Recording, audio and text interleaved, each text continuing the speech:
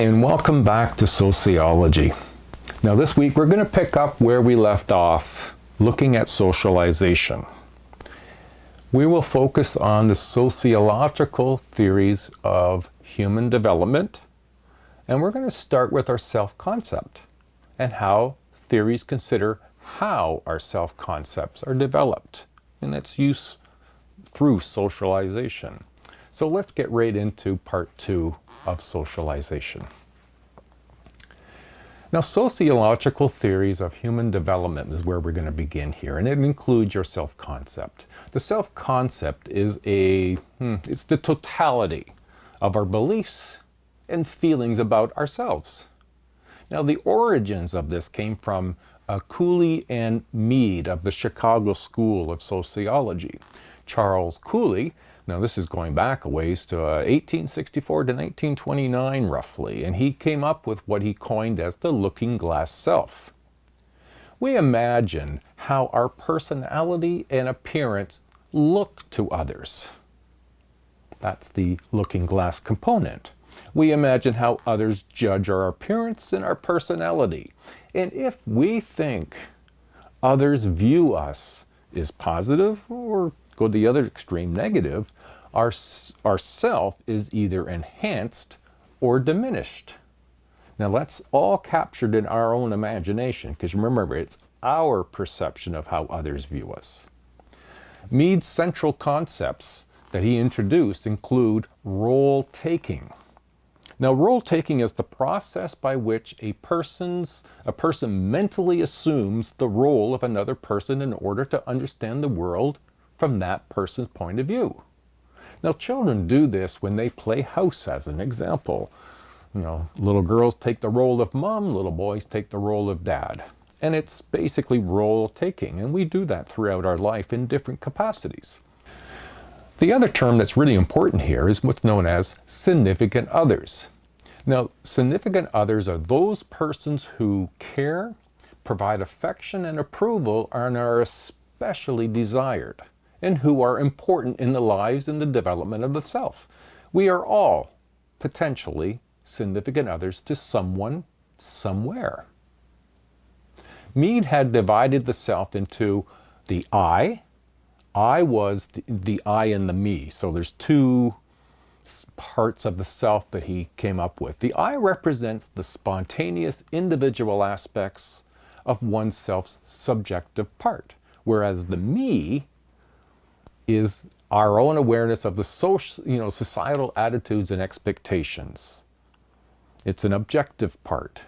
Now, in terms of ourself, we need both the I and the me, as it makes up our social self. So the I is my own perspective, and the me is the awareness of the social perspective. So according to Mead, there are 3 stages of development. The I develops first, and then the me by stage 3.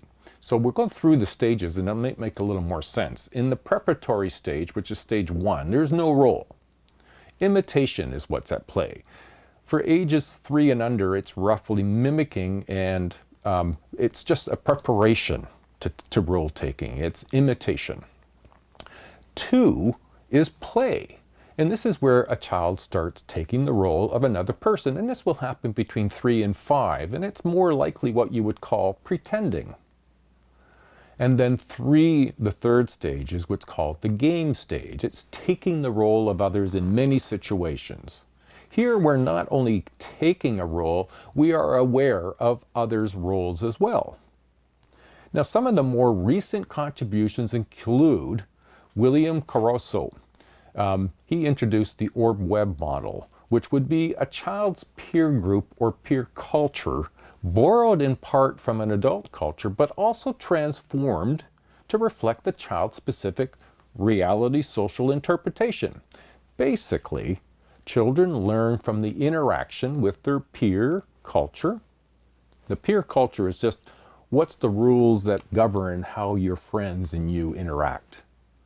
So their activities, their routines, their beliefs, and you borrow from the adult culture, which can transform things to fit into their own situations. Now, The self is essentially, this collection of who we see ourselves as being. Now, while Cooley, Mead, and Corsero emphasized the sociological, the work by Sigmund Freud and Jean Piaget, Lawrence Kohlberg, and Carol Gillian, they draw from psychology. For Freud, the stages of human development focused on three interrelated forces: the id, the ego, and the superego. Now, the id, from Freud's perspective, this represents all the biological drives and needs that demand immediate gratification. A baby is all id. It stays with us all of our life. We develop other psychic energies to balance the role of the id. The ego, well, we become more aware that not all of our needs can be met by others. The ego is our rational part. It's the reality-based. The ego manages the id's need for immediate gratification to getting what it needs when and where it's possible. The superego, this is our conscience. It has a moral and ethical perspective. For Freud, probably his more influential contribution was the recognition of what role early childhood experiences can have on one's adult life. Piaget, well, his issue was cognitive development. Being a cognitive theorist, Piaget was interested in how we obtain, process, and use information. In other words, how do we think? Piaget considered that going through stages of cognitive development, birth right through adolescence, Piaget hypothesized that children's cognitive process developed in a very orderly sequence of stages. Now, there can be some variation from child to child. However, everyone goes through the stages and we don't skip the stages at all. So he had a sensory-motor stage. This is birth to 2 years old. The newborn is capable of assimilation. By age 8 to 12 months of age, the infant realizes that objects that are removed from sight still exist. You know the game, peekaboo. That's the game that we play with the child. We hide something, but pre-8 months, thereabouts, when it goes behind the book, the object, the little toy goes behind the book, they don't see it. They don't remember it's going to be there anymore. It just disappears. But between 8 and 12 months, they start to recognize that that toy brought behind the book, the toy still exists. This stage is dominated by learning to coordinate perception of the self and the environment with motor activities. The pre-operational stage, this is between 2 and 7 years of age, is characterized by the use of words and symbols to represent objects and relationships among them. Thinking that is governed by perception rather than logic as a result of following concept are common in this stage. The concrete operational stage, that's between 7 and 11 years old, children in that age group show the beginnings of the capacity for adult logic. Children typically do better with tangible or concrete rather than abstract ideas. Children become less egocentric and can take others' perspective by this time. The formal operational stage is the onset of adolescence to adulthood. It's the final stage of the Piaget's theories, and it's beginning around 11 or 12 years of age. Abstract thought, including classification, logical thought, and the ability to hypothesize, the ability to solve geometric problems and focus on multiple aspects of a problem at once. So that was very influential. It disturbed some people because you couldn't speed the process up. It is what it is. Kohlberg, well, here we're going to consider Lawrence Kohlberg's theory of moral development. And he proposes 3 levels of moral development. We're going to look at just touching on all 3. The first is the pre-conventional level, and it bases moral judgment on the consequence of behavior. This applies mostly to children through the first 10 years of their life. And there's two stages to this first phase. There's stage one, which is oriented towards obedience and punishment. The second stage is good behavior allows people to satisfy their needs and those of others. And then you move to the conventional level, and that's from about 10 years old into your adulthood. And moral reasoning is judged by conformity to conventional standards of right and wrong. Familial issues, religious issues, societal. Now, stage three of that would be the moral behavior, which meets with the expectations of others, and we strive for that. Stage four, moral judgments, are based on rules that maintain the social order, and that becomes very important as we get older, as for societies. Then the third level, and we're looking at post-conventional level, and very few of us actually reach this stage. In stages 5 and 6, moral reasoning becomes much more complex. Adolescents or adults are able to take into account personal conscience and human rights and weigh these against the need to follow the rules and maintain social order.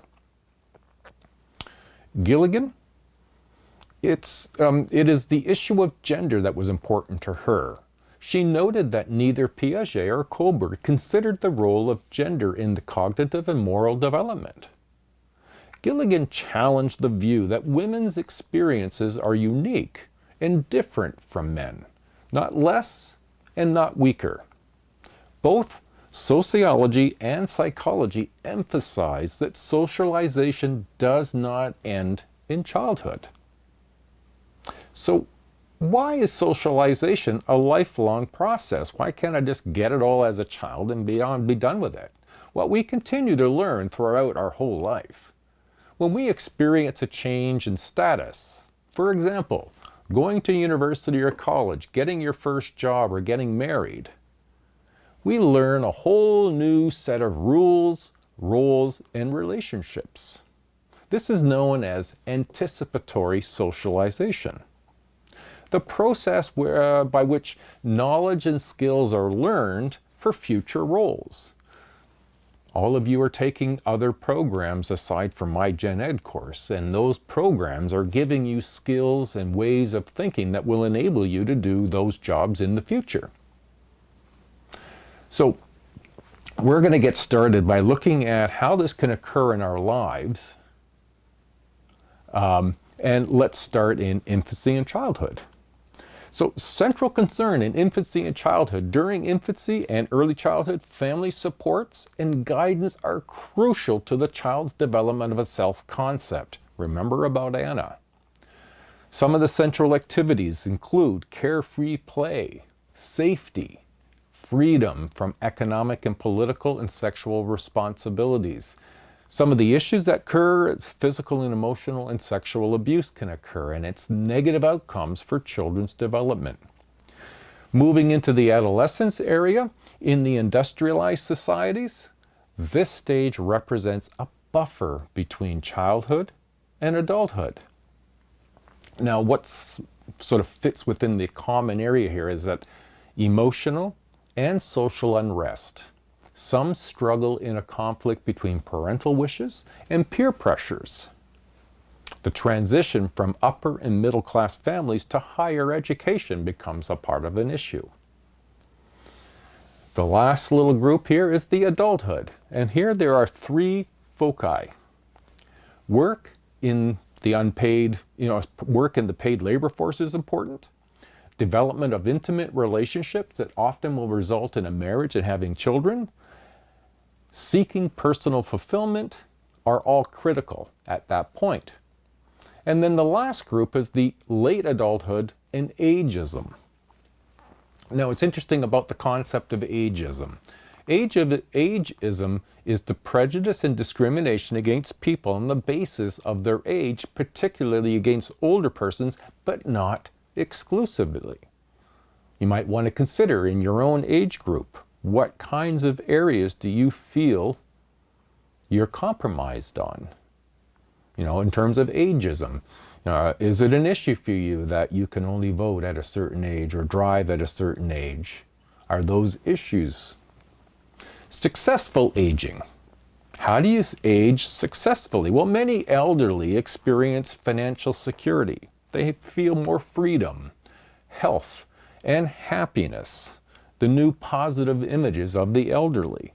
It's a little misleading to think of the elderly as being all sick and too old to do anything. I think it's less than 10% of the Canadian population is in long-term care. That means 90% are not. Resocialization, this process of learning a new and different set of attitudes, values, and behaviors from whatever you thought was going on in your own background. So resocialization is to change some of our behaviors or our attitudes or values. Now there's two kinds of resocialization. There's voluntary. This is what occurs at a local or personal social groups. For example, if you yourself are going through AA, that would be a resocialization. Adult survivors, AA. The involuntary, often the product of total institution, such as the military boot camp, jail, prison, or hospital, are examples of involuntary resocialization should it be necessary for anything that we may have participated in our lives where it requires it. I hope you get an idea that with socialization, it's critical what we do early in our lives when we have children and how important it is.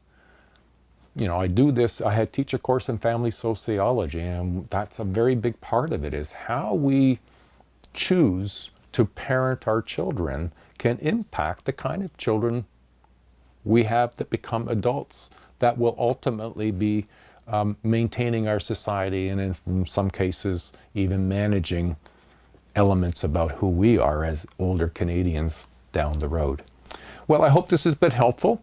Good luck on what you've been doing. Keep up the good work, and we'll see you next week. Bye now.